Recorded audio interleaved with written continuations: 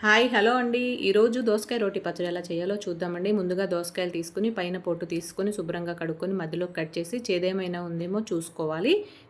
ఇప్పుడు కాయలో సగం గింజలు తీసేయాలండి. సగం కాయకి గింజలు ఉంచుకోవాలి. గింజలు ఉంటే టేస్ట్ బాగుంటుంది. ఇలా సన్నగా చిన్న ముక్కలుగా కట్ చేసుకొని పక్కన పెట్టుకోవాలి.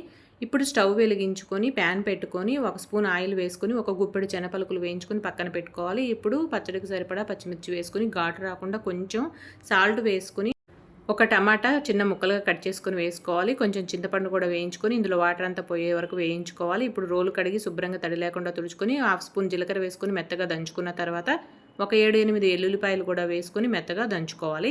ఇప్పుడు వేయించి పక్కన పెట్టుకున్న శనగ పలుకులు కూడా వేసుకొని మెత్తగా దంచుకోవాలి. ఇప్పుడు పచ్చడి మొత్తానికి సరిపడా సాల్ట్ వేసుకోవాలి. ఇప్పుడు పచ్చిమిర్చి, టమాటా, చింతపండు కూడా వేయించి పెట్టుకున్నవి కూడా ఇందులో వేసుకొని మెత్తగా నూరుకోవాలి.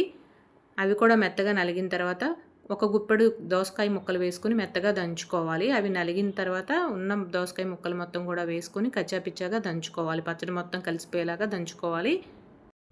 ఇప్పుడు కొంచెం పచ్చడి పక్కకు తీసుకొని ఒక ఉల్లిపాయ పెద్ద ముక్కలుగా కట్ చేసుకొని వేసుకొని ఇవి కూడా మెత్తగా దంచుకోవద్దు. కచ్చాపిచ్చాగా ముక్కపలంగా ఉండేలాగా దంచుకోవాలి. ఇప్పుడు పచ్చడి మొత్తం వేసి బాగా నూరుకోవాలి. మొత్తం కలిసేలాగా ఉప్పు అది సరిపోయిందో లేదో చూసుకొని సరిపోకపోతే వేసుకొని ఒకసారి పచ్చడి మొత్తం కలిసిపోయేలాగా నూరుకొని తీసుకోవడమే. అంతేనండి, దోసకాయ పచ్చడి రెడీ అయిపోయింది. ఇప్పుడు స్టవ్ వెలిగించి ప్యాన్ పెట్టుకొని ఒక 2 స్పూన్ల ఆయిల్ వేసుకొని శనగపప్పు, మినపప్పు, ఆవాలు, జీలకర్ర, ఎండుమిర్చి వేసుకొని అవి కూడా వేగిన తర్వాత ఒక రెమ్మ కరివేపాకు కూడా వేసుకొని అది వేగిన తర్వాత ఈ పోపు పచ్చడి మీద వేసుకోవడమేనండి. అంతేనండి, ఎంతో టేస్టీగా ఉండే దోసకాయ పచ్చడి రెడీ అయిపోయింది. వేడి వేడి అన్నంలో నెయ్యి వేసుకొని తింటే సూపర్గా ఉంటుంది. ఓకేనండి, బాయ్.